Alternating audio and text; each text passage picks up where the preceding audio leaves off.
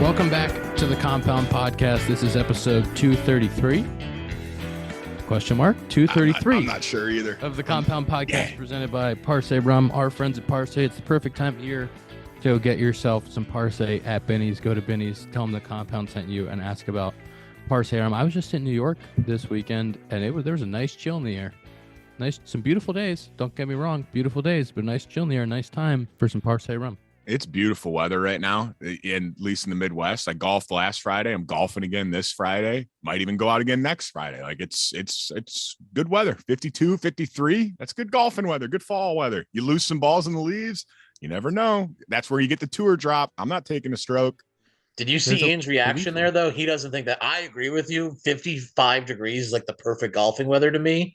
Ian made a face that's not his perfect golfing weather. I don't know if I would say perfect, but it's very nice golf weather. Like I still enjoy it a lot, like wearing like a nice pullover.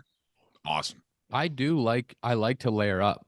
And so this weekend being in New York, I was able to layer. As you can see, I'm playing golf later. I have a short sleeve on here in Austin because it's 80 degrees today and perfectly sunny and beautiful.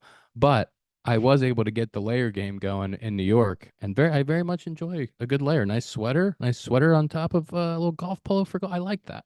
Ian, I hadn't played in like 2 months until I played last Friday. Shot an 86. That's not a bad day for the kid.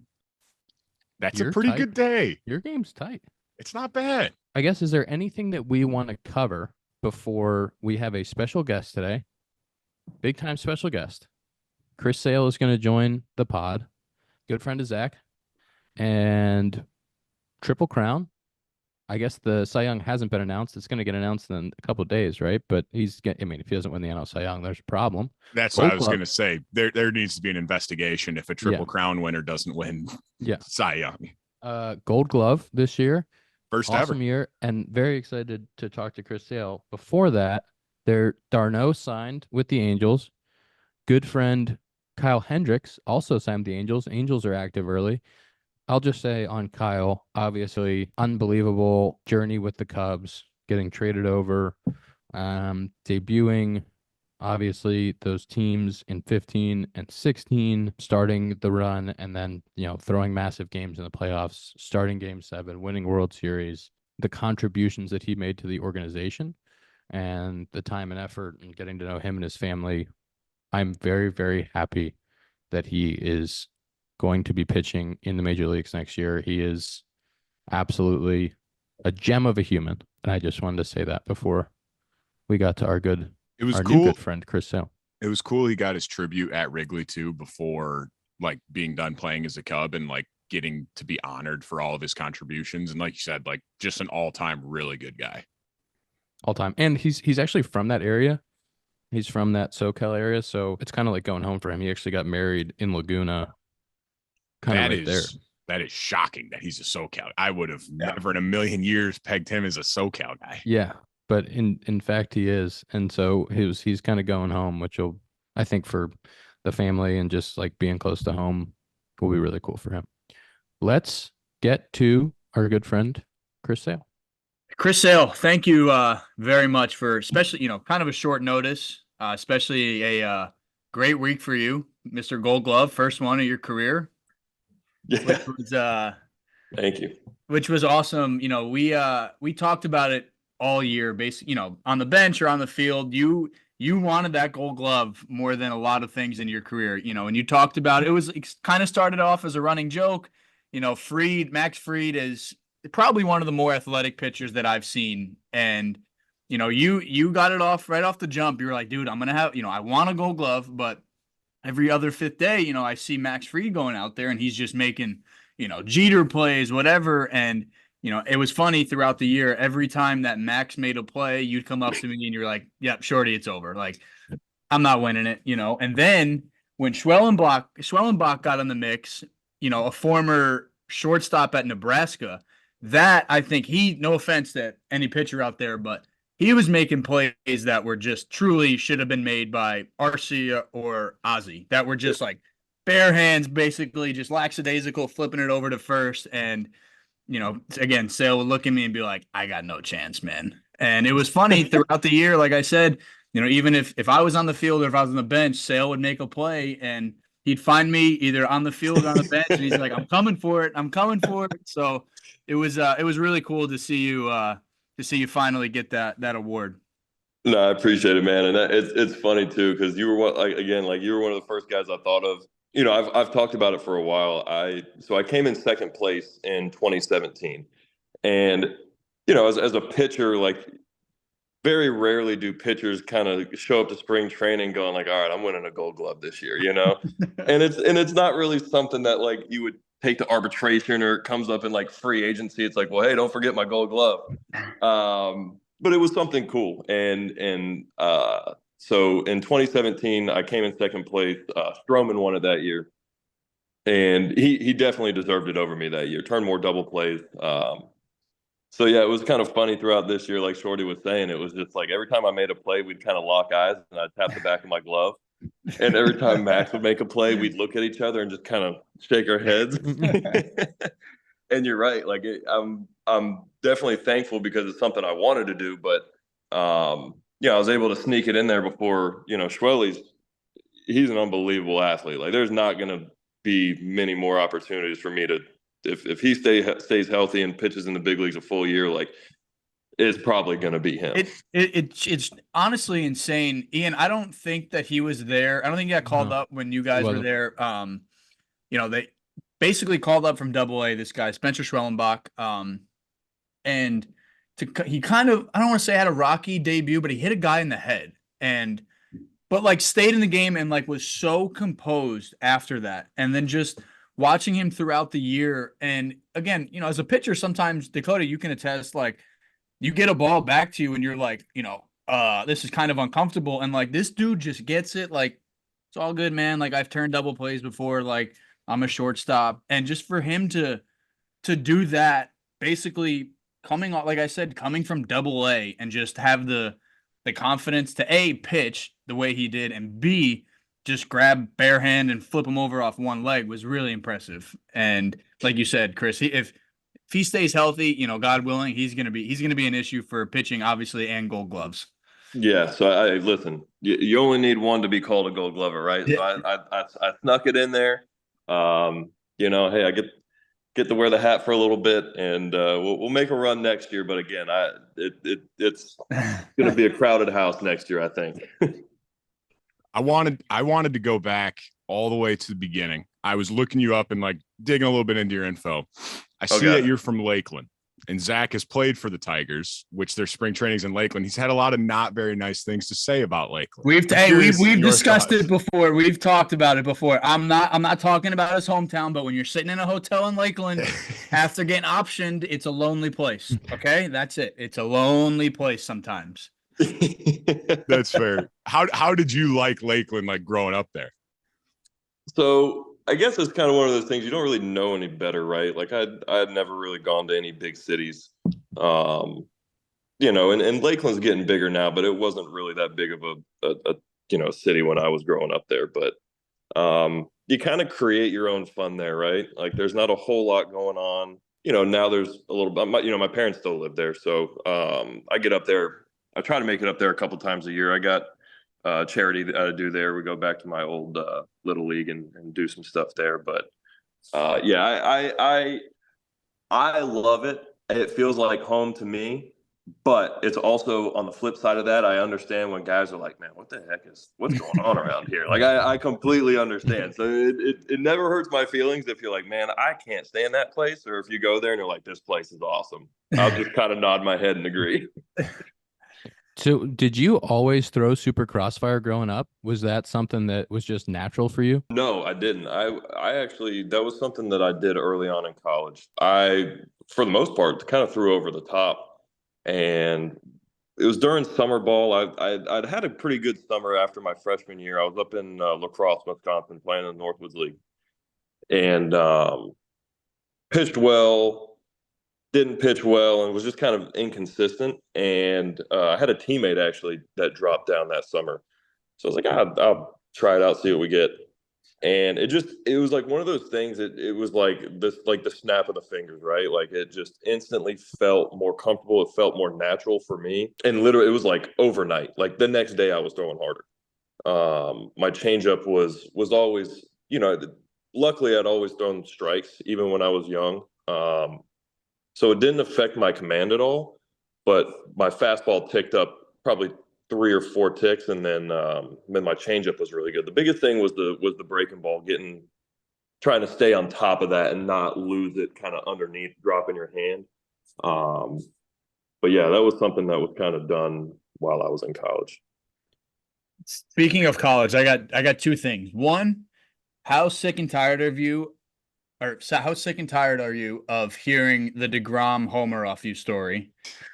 One, and then the other one, I was actually told this yesterday. I've heard it before, but I'm sure you don't remember. So I went to Sacred Heart, and you played them in college, and I think you threw 5 or 6 innings, whatever. And one of the guys, he remembered your name or whatever, and then he went to a game that summer, I think either at Fenway or somewhere else, and you were pitching, and he was like, wait, timeout. Like, I just faced this guy 4 months ago, and is this the same Chris Sale that legitimately threw against me 4 months ago and punched my ticket, and now I'm here watching him? Like, you did not spend much time, if any, in the minor leagues, and you've talked about it before, and, just learning the maturation of a baseball player, B, as a person, like kind of how to act as a young guy with, success. And honestly, you kind of had to succeed in that role to stay up there, out of college. Like, how was that for you? Well, the first part of the question, I'll tell that story until I'm dead. I love that. I maybe fact check it, but I'm pretty sure it was his only homer in college. And the even funner fact about that is if you check the tape, like, it didn't scrape the fence. Like, off the bat, every single person in that play, all 58 people that were there watching. And it's kind of cool too, because like it's not like I got taken deep by like, Pete Alonso, who's just, who's going to hit 500 homers in his career. And DeGrom's just such a good dude. So it's like, if he was a punk or something, it might leave me a little salty, but I love stuff like that. That's isn't awesome. Isn't that left on left too? Doesn't DeGrom hit lefty? Yeah. And I think it was a slider. That's crazy. Oh, man. That's crazy. I'm not 100%. I remember it, but I don't. Yeah, it was, but I mean, off the bat, and I'm pretty sure it was like a 2 or 3 run homer too. So it was like it did a little damage. Confirmed. There we go. Good research team there. Appreciate that.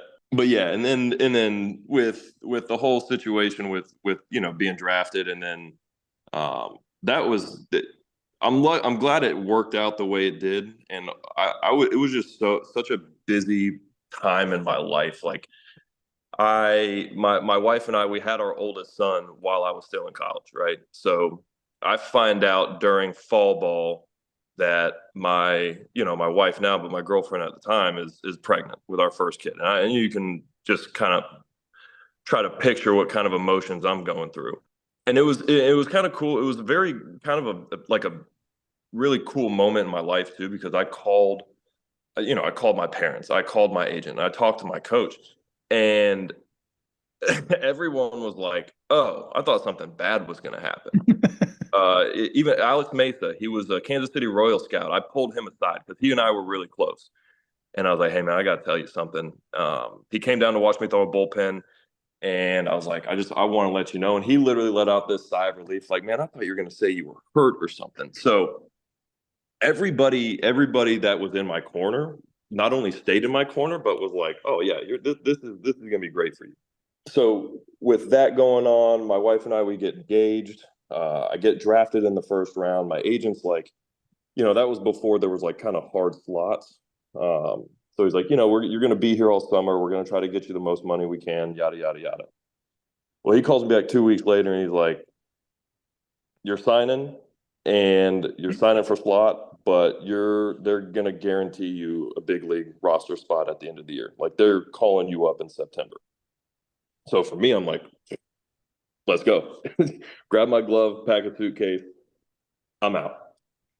And it was just like, I don't feel like I really understood what was going on. Like, it was like, don't get hurt and don't get arrested, right? Don't get in trouble and don't break anything. and you're like, you have the ticket to the big leagues. Like, your dream is coming true. And so I signed. I was the first guy to sign, and it was just, my head was spinning so fast. I had no other really thought other than just playing the game. Like, just go pitch. And I slept on an air mattress in someone's living room for 11 days in Winston-Salem. I spent 3 weeks in AAA, and then I got called up August 4th, and it was like, it was so crazy. I couldn't really even think about what was going on to even screw it up. I feel like, which helped. I saw that you threw 4 games in A-ball, 7 games in AAA, and then you were called up to the show in August, like you said. How is that? Like Zach kind of said, like, rookie year, like, you walk in there, you just got drafted 2 months ago, and it's like, hey, now you're in a big league clubhouse closing games. Like, I think you had 4 saves, 1.93 ERA. Like, you went out there and dominated. Like, how weird was that? Like, I was in college 3 months ago with my buddies, and now, like, I'm throwing in big league games. And those vets, I'm sure, Chris, were trying to eat you up too, one way or another. And then they're probably like, you can't really do too much. This guy is unbelievable. Oh yeah, I had AJ Przinsky as my first catcher. That was just an absolute treat. But no, I'll be honest. Like, I got my fair share of stuff. You get ragged on, you get picked on, that stuff like that. I was carrying the Tinkerbell backpack, but it was one of those things where it was like, you always knew that, like, you're gonna get kind of shoved a little bit with the arm, but the arm also comes back around to when you need it. So again, that was another time where it was just like, I was so overwhelmed, and I knew, kind of in a way, I was just so overmatched. Like, not maybe on the baseball field, but just like, I have no idea what the deal is here. I don't know what to wear. I don't know when to be there. I don't know how to get there. It's like, what do I do? Basically, you're just walking around trying not to mess anything up. And baseball was like, okay, this is the one thing I know how to do. Don't mess this up. So again, that was just like, it was just fight or flight mode, really, for those first couple months. And luckily, I was able to kind of just get through it. And being 21 in the big leagues, who were some of the influences on those teams? Because you came out of the pen for your first couple of years, right? And then you ended up starting. Yeah, so I was in the bullpen. So I got called up in August. I pitched those 2 months in the bullpen, and then pitched the whole year in 2011 in the bullpen.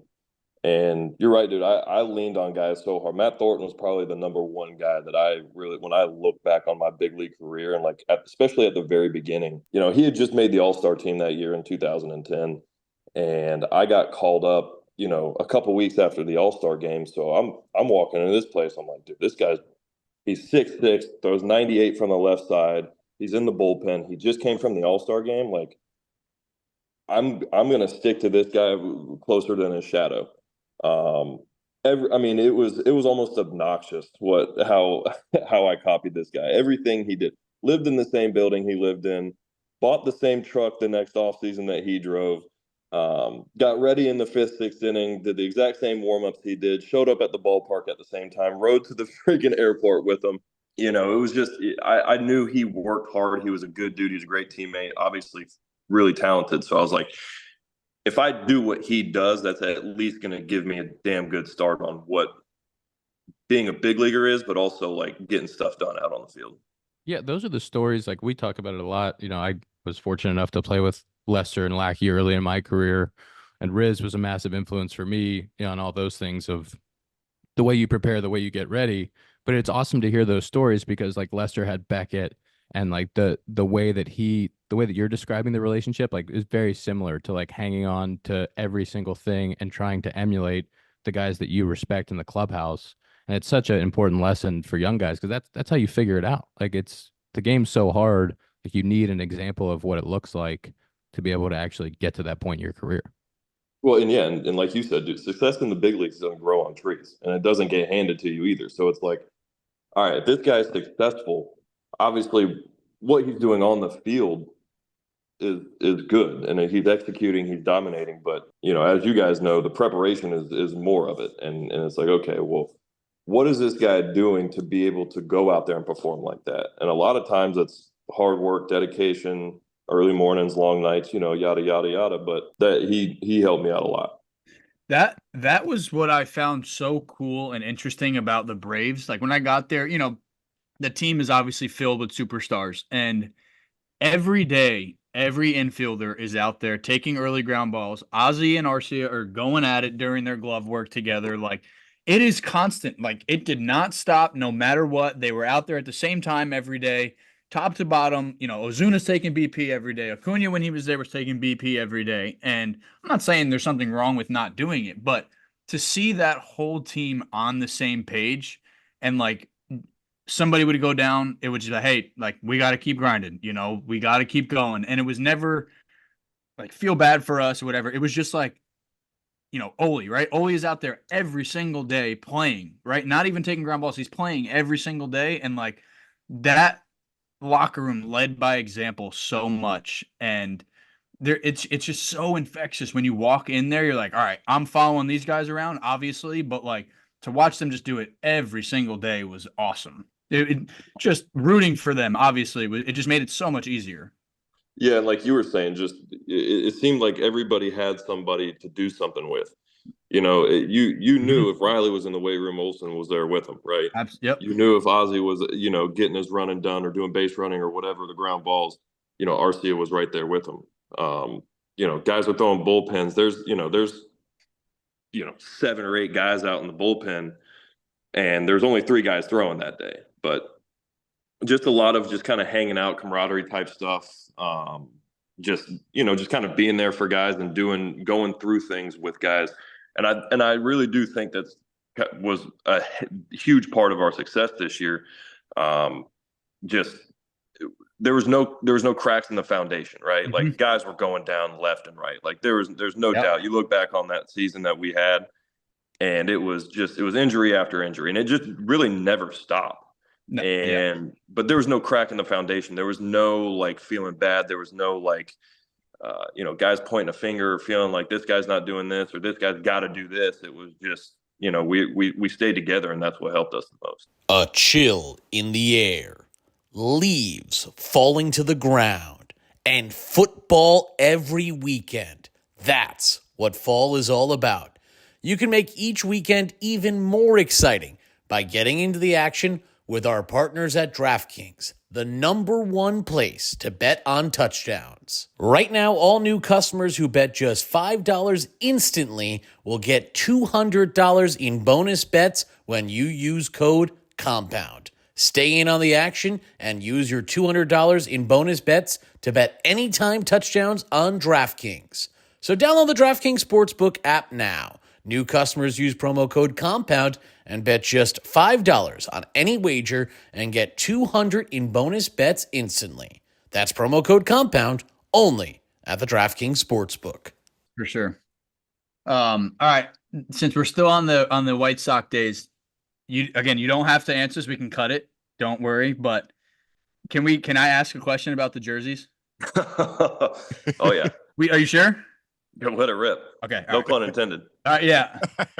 All right, Chris, we got to bring it up. You slicing up all the jerseys before your start. And I remember just like hearing about it, and it was just like, I think I laughed more than anything. And I'm like, oh my God, he literally cut up every jersey. He was like, no, we're not wearing it. Like, and that's the only thing that I'm sure that you were thinking was like, no, we are not wearing these jerseys. And then you said, all right, I'll cut them up. And I know we've talked about it before on the bench or in the locker room, and I don't know if you want to get into detail, but you've had some funny comments about how you got there and like at the aftermath of it, and you were like, well, I got my point across, but it was a hefty fine too. Yeah, it was aggressive. I think that's probably the one thing in my career that makes people kind of think I'm a lunatic the most. But yeah, I mean, and I've told this story a lot, and I'm not going to be here to like throw anybody under the bus, but yeah, it was something that we wore those uniforms the year before that. Rodon, whoever wants to research this, check those things out. They look like we were wearing muumuus on a baseball field.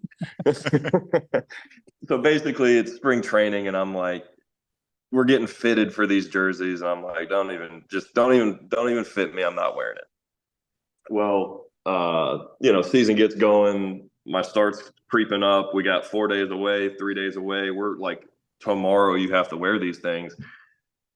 And I just told our clubhouse manager, Rob, I was like, Rob, we can wear throwbacks. We'll wear the 83s, the ones that just say socks across the front, which are probably literally one of my all-time favorite uniforms. We wore them on, I think, Sunday or Saturday. It was like a weekend jersey, like an alternate jersey. So I was like, we'll wear those, but we're not going to wear the other ones because literally nobody wanted to wear these things. So I show up the next day. They're obviously hanging in the locker room. And I probably got there at like, I get there relatively early on start days. I was probably there at like somewhere between 2 and 3 because BP was at what, like 4:30-ish or something like that. So I walk in and again, very cool. Like, all right, Chris, it's not the time to do it. Just go tell Rob to change the jerseys. So, hey, Rob, let's get these out of here. Let's put the 83s up. And Rob is kind of, he's in a tough spot. I completely understand where he's at because he's like, I mean, this is my job to do this. These are my bosses, and I got some asshole that doesn't want to wear these things. So it was a pretty emotional day, but I don't know if I got pulled into the office before that or what the deal was, but I think Robin pulled me in the office and was like, hey man, like you're gonna have to wear these things. Like, it sucks, but it's just something you got to do. So I'm just sitting there like, all right, I'm pitching against the Tigers too. And, not exactly sure where we were at in the season, like where we were in the standings or anything like that. But, when I'm on a mound, I'm trying to win. I don't think anybody's ever questioned that. And I'm like, all right, well, if we got to wear these, I'll take care of it. So I have a knife in my locker, and that was another misconception. Everyone thinks that it was scissors. It was a pocket knife. So I literally just put the knife right in the middle of the shirt right here and just all the way down. I threw it. We had like an island in the clubhouse. I put it on the island. I'm like, all right, Rob, we got to wear the 83s now. So I'm sitting there in my locker. Here comes Robin, and Robin with one of the most impossible jobs on the planet, managing me as a young guy. I actually saw him this past weekend in New York. It was awesome seeing him and catching up. But so he calls me in the office and he's like, Chris, like you got to wear these things, man. Like you got to wear it. Like there's no way around it. Like sponsors and yada yada yada. The money, the sponsorship, all this other stuff. And I was like, well, my jersey's gone, man. Like it is shredded. And this is kind of what set everything off. He was like, all right, they're making you a new one. And I was like, what? They're like, yeah, they have extras. They're just, they're going to make you a new one before the game.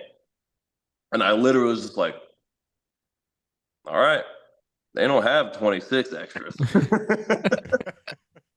And this is probably another misconception. It was like, this wasn't like me throwing this huge rage, it wasn't, I'm not kicking and screaming at this point. So I literally, and this was right before BP guys are still there.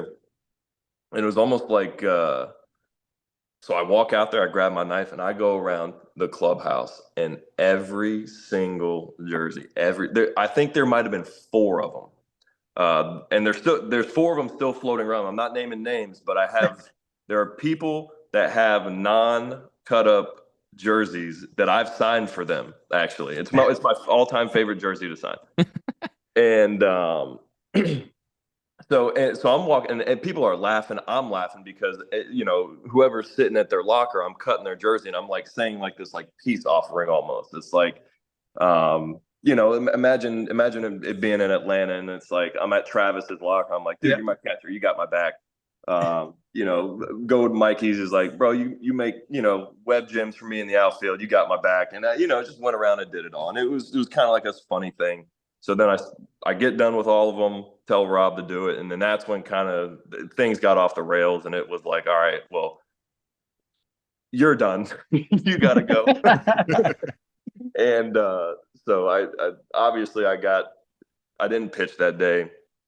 I got suspended by the team, and it was the fine was fun. It was definitely it was aggressive, but It's so funny because you say, you know, everybody has this crazy misconception of you. And I was telling them before you got on, I was like, I remember the first day I got to Citi Field when I got traded over there. And, you know, I don't know anybody. And I'm just like kind of staying out of everybody's way.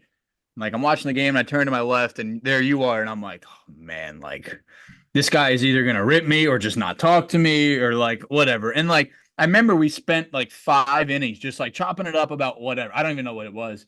And I was like, man, like, are you sure? Am I sure that was Chris Sale who ripped up all those jerseys and is like this crazy guy? Like, it's like he seems awesome. well, But that was another fun thing for me with Robin this weekend because I'm surprised he didn't have a heart attack with some of the stuff I was saying. He's like, is this the same guy? You know, when I was younger, my motor ran hot, obviously, and I was a square peg in the circle hole guy where if it didn't work, I would just force it, and if I couldn't force it, then it got off the rails. But you know, one of my favorite things about that story. So obviously the whole jersey fiasco happens.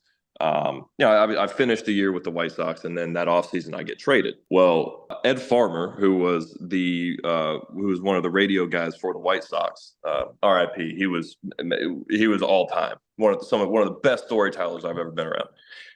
He actually wore those jerseys that I cut up. oh wow. So he pitched in those. I believe it was sometime in the 70s. So I get traded to Boston. We're playing Chicago. In Chicago, I walk into the visiting clubhouse and there's an Ed Farmer signed jersey. That's awesome. That is so good, man. And I still it might be one of my favorite pieces of memorabilia I have, and that's just who he was. He was awesome, and he knew that I'd walk in there and see that and just start dying. So that's cool. Yeah, that's the jersey fiasco. Before we get to your success this year, especially, you know, coming off of a injury plagued last year with the Red Sox, my favorite thing that you do to get ready for a start is so at Truist, I mean, you can get the weight room radio getting pretty loud there. And, you know, the Braves, they don't send the lineup out the night before. And like, I was at a point where I was like, all right, I know I'm not playing. So like, I wasn't too in tune with like what day of the week it was, but like, I knew like if you didn't pitch for a few days, I was like, all right, sales day is probably coming up, like whatever. But they can't, they would move you back a few days to get extra rest. And, once 5 o'clock or whatever time gets ready for Sale to get going, you hear the most bone chilling, loud, same song music. It's Throw It Up by Lil Jon every single time that he pitches. It's and fitting for Atlanta. You stop what you're doing and you're like, Sale day. Like, this is sick. And I'm like, you can hear it everywhere in this stadium, in this locker room. And it's just like this long hallway. And you just see Chris in there by himself. And you're just like, oh man, this guy he's getting ready to go. And it truly was one of my favorite things just to see you get so locked in. You've been around forever, and I'm sure, I don't know when you started, but I'm sure it's been part of your process and your game ready mode for a long time. And I love it. It was just so sick for you to watch to get you just in the zone. Yeah. So like for me, I'm not a big like all day get locked in guy. Like if it's, if I'm sitting in my locker, it's like, I'm not a guy that you can't talk to. I don't eat the same meal. I'm not like that guy. But once I get off the training room table, like I do, my pregame, like get my arm worked on. And then once I walk in that weight room, it's like, that's kind of when I start locking in. And I love loud music. Like when I was in high school, I had, speakers in my truck. Even now I have an obnoxious sound system in my truck. It was cool. It started out just me just getting ready. And then I make like 4 or 5 starts, and then people start kind of peeking their head in, and it's like, is he going to do this every time? Every time, man. And then they started closing the doors because it's like, you could literally, like you can't hear the TVs in the clubhouse because the music is going so loud. And it was, just kind of my way of getting ready, getting locked in, kind of getting the blood flowing, getting some energy in there. And I definitely, there were guys that enjoyed that.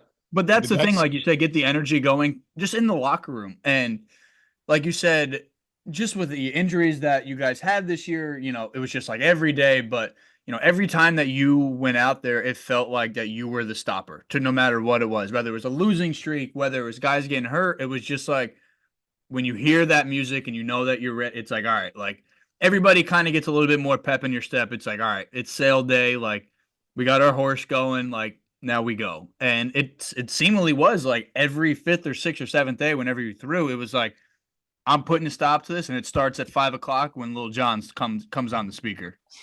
Yeah, it was like it's like the start of the race, and you're like, here we go. Yeah.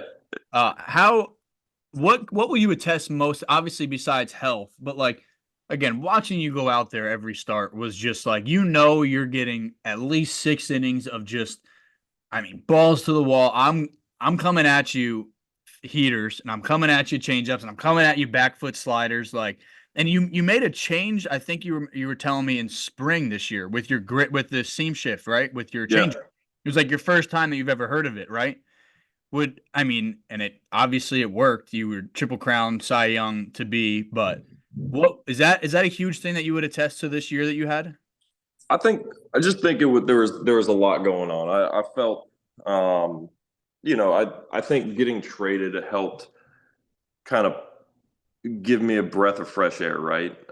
You hear guys say change of scenery and again, I'll say this till the day I die. I loved my time in Boston. I loved the people in Boston, the team, the front office, coaching staff, players. Not to interrupt you, but like it was evident they loved you too when we went there this year.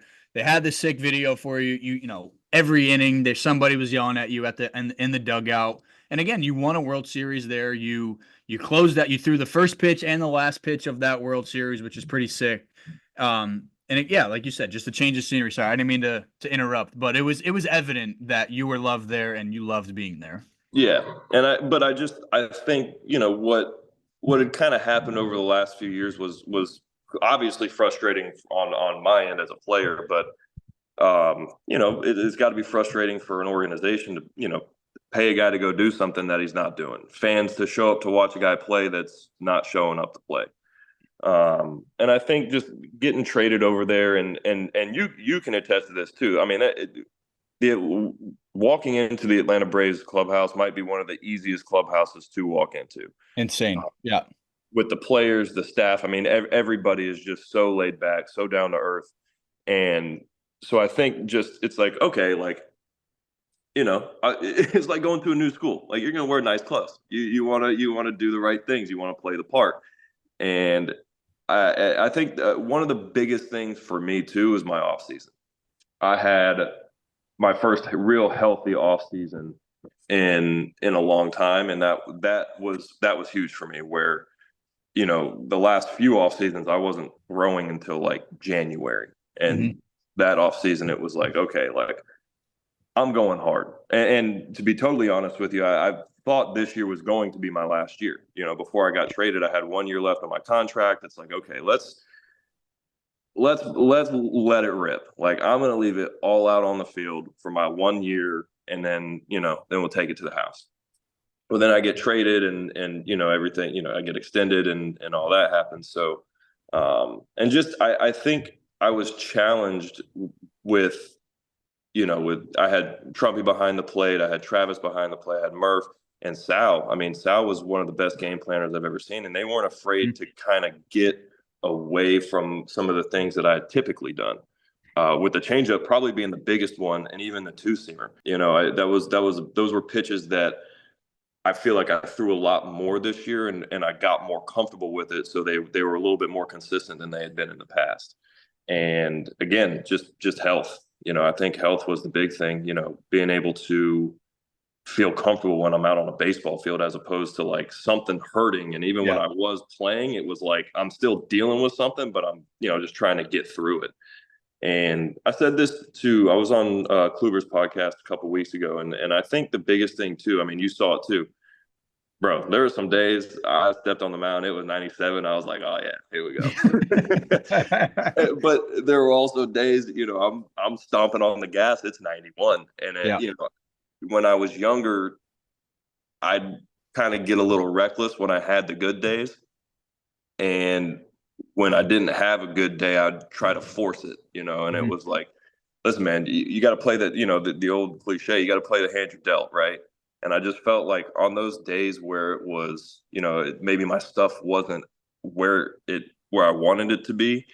I just played it the way it was. And again, like I can't give my guys behind the plate enough credit to where, I mean, there were days that, slider's not there till the third inning and they figured out a way to get me through it. Yep. Those day games where, I'm struggling to pop a 92, 93 with my best bolt. And they're, hey, let's throw more changeups today. Let's, I'm front doing two-seamer. That's something I've never really done. So the creativity in the game planning, which I literally have zero to do with. I do no video work, no scouting. I saw that clip of when you said it on one of the podcasts. You're like, yeah, I don't shake. You put a number down or you put a finger down, I'm throwing it. Yeah, I dropped out of school because I didn't like studying. You're telling me I leave and study? So, and again, like they kind of challenged me to do things, and that I truly believe that's all those things together helped me become successful. Not to mention the fact we had the best bullpen in the league. Yeah, right. If I came out of the game with a lead, I was winning that game. Yeah. Offense, I mean, I'm not even joking. I made 29 starts. There might have been 3 or 4 starts where I didn't get a bunch of run support, right? I gave up one unearned run this year. One unearned run the whole year. That's nuts. Dude, guys are making plays. I had Rob homers. I had a cheat code in center field. Cheat code, man. It like all those things together, like kind of just made this happen. Just really quick, I've heard such good things about Sal as a game planner. And like it's really interesting because with your mix, I'm sure analytics would say throw your 4 as hard as you can up in the zone and then throw 60% sliders because the pitch is so good. But it really, if once you start pitching and you add in the sinker, you're throwing 2 different fastballs, you're throwing changeups down and away, it makes all the other pitches play up. And it is such an interesting, and Atlanta's been so good at it for so long with all their guys about, Fried throws 5+ pitches. And I don't know if the metrics, the analytics would tell you they're all plus, but when you face a guy like that, and it's not just a 2-pitch mix, it turns into a 4-pitch mix as a hitter, it completely changes the way you see a guy. Mm-hmm. Yeah. And I think that, if you just get into patterns, it's like, okay, well, I'm only really looking for a heater up or I'm looking for a slider down. Like you kind of just set your sights in one spot maybe. But again, that was one of those things that I was challenged with this year where it was like, listen, man, like these are things you're going to have to do. Like you can't just go out there and pitch like this. Like you got to throw the 2-seamer. You got to mix in the changeup. You got to throw heaters down to get the heater up swung at, right? So again, like Sal was one of those sneaky guys for us this year that might not have got a lot of shine, but when it comes to game planning, he's as good. I mean, even in game, you saw him over there, Shorty. He's always got the chart. Always. He's talking first pitch strike, what pitch you threw this guy in a 1-1 count, 1-1 count again. This is what's coming, ball.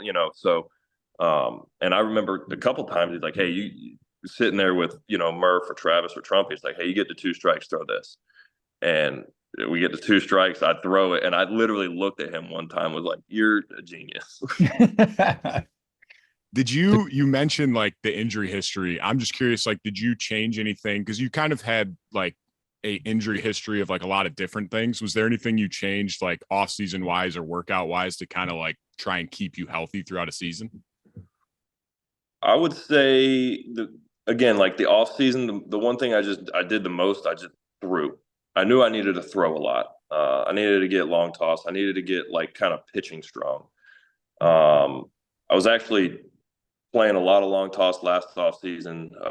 Started getting off the mound in like December of last year too. So, and then kind of the biggest thing for me, I felt like I got a lot of sleep this year. Like maybe it's because I'm getting older too, but like, I was never really asleep on the plane guy. I'd catch a couple naps on long flights, and I just felt like a bad night of sleep for me was like 8.5 hours. Like there are some days I'm going 10 plus hours of sleep. Man. So just like kind of the recovery aspect of it. And that was another thing too, was just really leaning on the guys around me. You know, our strength and conditioning coaches were incredible for me this year and introduced a few things to me that I had never done that I really, really liked. You know, and just being able to trust them that they know what they're doing, and then like, oh shoot, this is working, and I'm seeing success. And then George and his staff in the training room, I mean, they were unbelievable. I called it the car wash. I'd go into the training room, and me and George, we called it the car wash because I'd literally just hop on every single machine, and I had gels and creams and patches and it was, I mean, it's like, okay, well, we have $400,000 worth of machines in here. I might as well use them. Might as well, right? So, but yeah, I would say that those are the things that kind of got me through this year. Well, we don't want to hold you too long. You know, we appreciate the time and congratulations on unbelievable season and the Gold Glove. That's obviously, we appreciate you coming on and chatting with us. We were saying that if you don't win Cy Young, by the way, as a Triple Crown winner, like there needs to be an investigation. So we're gonna pre-congratulate you on that. Well, I appreciate it, guys. We'll see how it shakes out. You know, obviously Wheels is one of the best dudes on the planet, on and off the field, and then obviously watching what Skeens did when he burst onto the scene. It's impressive. So it's a stacked group, but we'll see how it shakes out in a few days. For sure. So you're the man. I appreciate you, man. No, thanks for having me on, guys. I appreciate it. Yes, sir. Later. All right, see you guys. Have a good one. That was awesome. Sale was an absolute beauty. The interview is brought to you by Bruce Bolt, brucebolt.us. Go to brucebolt.us for all of your baseball needs. Let's batting gloves, pants, Sleeves, hats, game hats, sleeves, protective. Use code HAP. Code HAP. I'm not going to spell it this episode. I wore it for the last episode. HAP. Code HAP at checkout. brucebolt.us. Sale's an absolute beauty. He was fantastic. I think my favorite part of it was when ZS comes alive. ZS came alive that interview. He was running the show, and that's what we like to see. We like to see you take the reins sometimes. That boy. With how he treated me this year, man, I had to let it eat, man. I've said it a bunch. He was truly incredible to me all year. Didn't need to. And we spent a lot of time together on that old bench, and he was always there to chop. He was always there to ask questions, or if I had to ask questions to him, he was answering it every time. And obviously it showed there, like he's the best, man. He just seems like that kind of guy. Of like, he even said it. He's like, I don't look at video. I don't look at pitch selection. He's like, the catcher puts it down. And I'm like, sure, I'll rip it. Like, that is what seems like a guy that's just chill. And he's like, I just enjoy being here. Like, I like playing baseball. Yep. It was super cool to hear him say, like, he thought he was going to be done. Yeah. And then, the Braves say, hey, you want to stick around for a couple more? And, he's going to be 37 at the end of that deal, I think. But, I think they have a team. So he's got 1 plus a team option. But that's awesome. It's just awesome. One of the best pitcher in baseball this year. And to, for him to almost be on the way out and then have that year and go for a couple more is pretty cool. Like his career numbers are silly. So he won, like you said, said it was possibly his last year. He goes and wins a Triple Crown, Gold Glove. I was looking up some research, and I also saw he has an MLB record of fewest innings pitched to reach 2,000 strikeouts of 1,626 innings. I was like, pretty cool if you own a record in Major League Baseball. Yeah, I mean, he'll be career numbers wise, he's going to be borderline HOF. That's how. And that's what sucks about the few years that he was hurt. It's just like, man, but his stats are still like, I know. Got the World Series. He's gonna have a Cy Young this year. Like, that's again, if he doesn't get it. Yeah, there's an issue there. If he doesn't get it, the compound's canceled. Yep. I'm saying it right now. We're done. He's got he's gonna have the Cy Young. He's an 8-time All-Star, and his career ERA is a 3.04. He doesn't have quite the win totals. I don't know that that's going to be as important moving forward. But in today's baseball, he's going to have 2,500 strikeouts and 2,000 innings. Like, Be right there. He's a very interesting case. I wonder if he's a guy who maybe doesn't get in on the initial ballot, but when they go back in like the Veterans Committee and stuff. So I think, as you mentioned, Ian, he's going to have lower win total. He's not even at 2,000 career innings yet. But Baseball References have a Hall of Fame monitor. The average score for a Hall of Famer is 100. He's at 93 right now, so he's going to be someone that's definitely going to get looks. And I think he gets in at some point, whether or not it's in the initial period or not. We should also say, like he's 35, which like isn't young, but like Scherzer and DeGrom are still throwing it like 40. Like if he goes and throws like 3-4 more years, like and has good years, like that could definitely help his case. Yeah, sure. he's gonna have to throw for 3 more years of like vintage Chris Sale. You know, he could be sneaking up on 3,000 strikeouts, which I don't know if we'll ever see again, which is crazy. So that'd be sick if he could. Yeah. All right, let's get the people to Screen Time. Screen Time is presented by Sloan.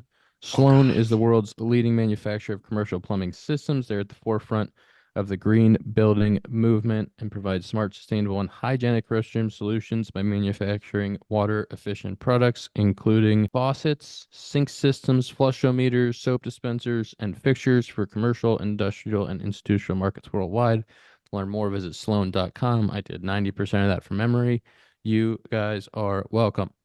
Nice job. Are we doing today's? Yesterday's, and I was on a flight, so for me to say that. I mean, you're going to hear mine, though, and you're going to know why I don't want it. I'm just going to go first. I'm going to get it out of the way. It's not good. It's 11 hours and 22 minutes. I don't want to talk about it. It's not good, okay? It's really bad. Oh, wait. Can I give you mine? And this is crazy, and I'm not going to – this is my screen time. It's 10 hours and 54 minutes. Oh, wow. Okay, And that makes me feel way better, though. I fell asleep. I was watching – here's the excuse. I'm just going to tell you. I'm just going to Tom, cut this. I'm going to give you very honest. I was watching the starting 5 doc on my phone, and you'll see by the bars, I fell asleep with that on, so my phone was on all night. But, you know, that's 10:54. That's my time. That's how it works. I'm sorry. That's how screen time works. I got 428. Wow. That's got to be a winner. Way to fix your phone. Zach, you fix your phone? 518. Tom, winner. Tom. Winner. Ian, we had a couple tough ones there. It's all right. Couple we'll tough ones for us. We're gonna come back.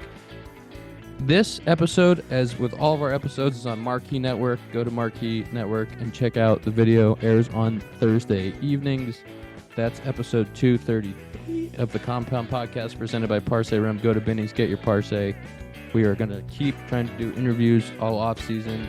That was the first of hopefully many. Thank you, Zack, for getting our now good friend of the pod, Chris Sale. We will see you next week.